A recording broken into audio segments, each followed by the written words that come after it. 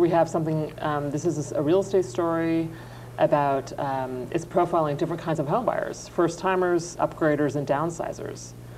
We've done a lot of real estate stories, of course, because that's been a huge issue for people to figure out what makes sense for them in buying a home. Right, and is there a bubble? Should they buy now before it goes up more? Or should they sell now and reap the profits? Well, yeah, I mean, the latest is that, you know, interest rates are starting to climb again, of course. So, you know, refinancing applications are down, are starting to calm down.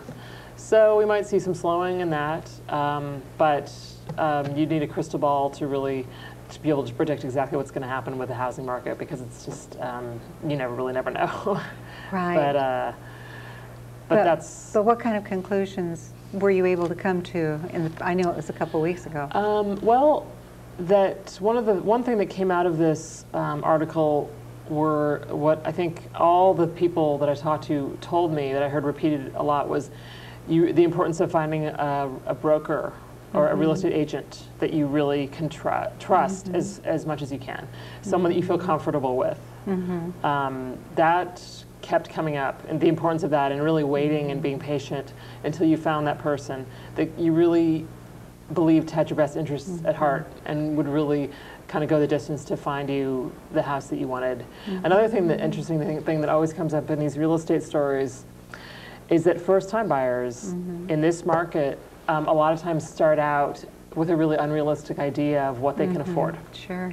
Because prices have become so inflated all over Southern California. Right. And first-time buyers, you know, they want to buy a house or a condo, and they have a certain amount, and they think because financing has gotten easier for a lot of reasons, they think that maybe they can buy where they're currently renting, and a lot of times they can't. Right. It's just, I mean, it's just so astronomical, you know, the prices. So. But aren't there some breaks for first-time home buyers too? There are a lot of programs. Yeah, there are federal programs, state programs, loan programs, and there are incentives for first-timers.